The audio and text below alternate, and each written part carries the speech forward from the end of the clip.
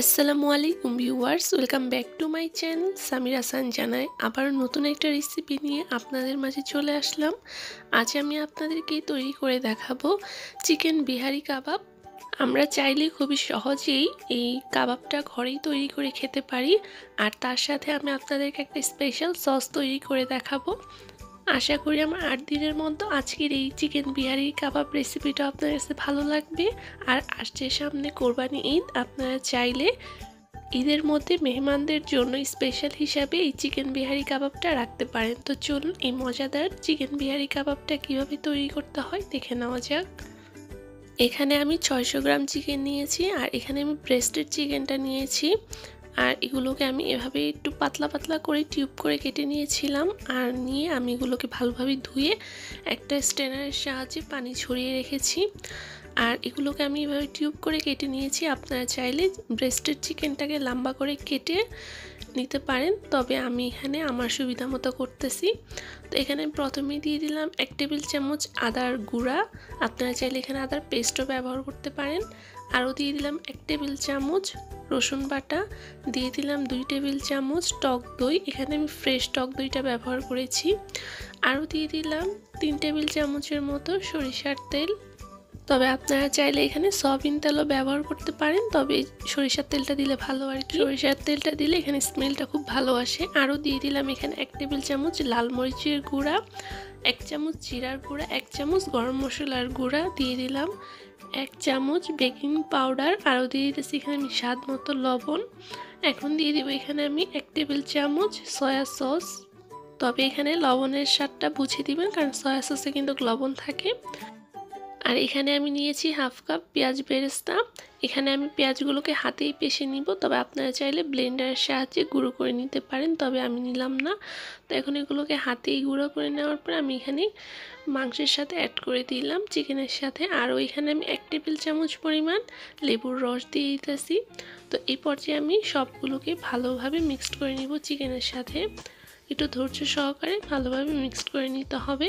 আর mixed করা হয়ে গেলে এখানে আমি কিছুটা ফুড কালার দিয়ে দিব, তবে আপনারা চাইলে না দিলেও সমস্যা নেই, তবে এখানে ফুড কালারটা দিলে খুব সুন্দর একটা কালার আসে আর কি, দেখতেও সুন্দর লাগে চিকেনটা। তো এখন আমি আবারও এটাকে ভালোভাবে মিক্সড করে নিব। আর এখানে আমি জর্দা রঙটা অ্যাড করেছি, আপনারা চাইলে জর্দা রঙ কিংবা অরেঞ্জ ফুড কালারটাও দিতে পারেন। তো এই তো এটা আমার মিক্সড করা হয়ে গেছে। এখন এটাকে আমি রেস্টে রেখে দিব 3-4 ঘন্টার মতো। তবে আপনাদের হাতে যদি সময় কম থাকে আপনারা 1 ঘন্টা কিংবা 30 মিনিট রাখলেও হয়। আর ফিরে আসলে আমি ঠিক ঘড়ি ধরে 4 ঘন্টা পরে। আর দেখুন এটা একটা মানে জমাট বেঁধে আছে এরকম। তো আমি এটাকে চামচের সাহায্যে আবার একটু মিক্সড করে নিব। তো এখন চলে যাব এগুলোকে তৈরি করার জন্য। তো প্রথমে আমি এখানে এরকম মানে শাসলিক নিয়েছি, আর এই শাসলিকের মধ্যেই আমি এই চিকেনগুলোকে গেঁথে নিব। ভালোভাবে গেঁথে নিয়ে এগুলোকে চেপে চেপে গেঁথে নিতে হবে, যাতে একটার গায়ে একটা লেগে থাকে, যাতে আলাদা না হয়ে যায়। তো এই তো আমার একটা গাঁথা হয়ে গেছে। আমি এভাবেই যে কয়টা হয় আর কি আমি সবগুলো গেঁথে নিব। তো এখানে আমার সবগুলো গাঁথা হয়ে গেছে, এখানে 5 পিস হয়েছে। তো এখন চলে যাবে এগুলোকে ভাজার জন্য। তো এখানে আমি চুলায় একটা ননস্টিকি বসিয়ে দিয়েছি, মানে রুটি ভাজার যে ননস্টিকিটা আছে ওইটা। আর এর মধ্যে আমি 2 টেবিল চামচ তেল দিয়ে দিলাম। আর এখন আমি তেলটা গরম হয়ে যাওয়ার পরে চিকেন কাবাবগুলো দিয়ে দেবো। তো এর মধ্যে আমি যে 5 পিস তৈরি করেছিলাম 5 পিসই দিয়ে দিব। আর দেওয়ার সাথে সাথে আমি উল্টাবো না, দেওয়ার 2-1 মিনিট পর আমি উল্টে দিব। আর এই পর্যায়ে চুলার আঁচটা মিডিয়ামে আছে। আর এই কাবাবগুলোকে আমি 6 থেকে 8 মিনিট সময় নিয়ে ভেজে নিব, কারণ চিকেনগুলো ম্যারিনেটে 4 ঘন্টার মতো ছিল। তাই এগুলো যেহেতু ব্রেস্টেড চিকেন, আর চিকেনটা হচ্ছে ব্রয়লারে, সিদ্ধ হতে বেশি সময় লাগবে না। আর কাবাবগুলোকে নামানোর মিনিট খানিক আগে আমি এর মধ্যে আবারও সরিষার তেল একটু দিয়ে দিব। তারপরে মিনিট খানিক যাওয়ার পর আমি চিকেনগুলো তুলে নিতে আসছি। কাবাবগুলো আমার হয়ে গেছে।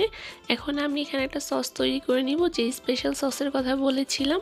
চিকেনগুলো ম্যারিনেট করার পর অবশিষ্ট যে মশলাগুলো রয়ে যায় ওগুলোকে আমি আবারও একটা প্যানের মধ্যে সরিষার তেল দিয়ে সামান্য কিছুটা পানি দিয়ে মশলাটাকে একটা সস তৈরি করে নিব। যে পর্যায়ে আমার একটা ঘনত্ব তৈরি হয়ে যাবে আর সসের উপর তেল চলে আসবে, ওই পর্যায়ে বুঝে নিতে হবে আপনার সসটা রেডি। তো এই তো তৈরি হয়ে গেল আমার ভীষণ মজাদার চিকেন বিহারি কাবাব। আর আমার রিকোয়েস্ট, আপনারা অবশ্যই এই রেসিপিটা বাসায় তৈরি করবেন আর আমাকে কমেন্ট করে জানাবেন আমার আজকের এই চিকেন সহজ কাবাব রেসিপিটা কেমন লেগেছে। তো আজ এখানেই বিদায় নিচ্ছি। সব অনেক বেশি ভালো থাকবেন। আল্লাহ হাফেজ।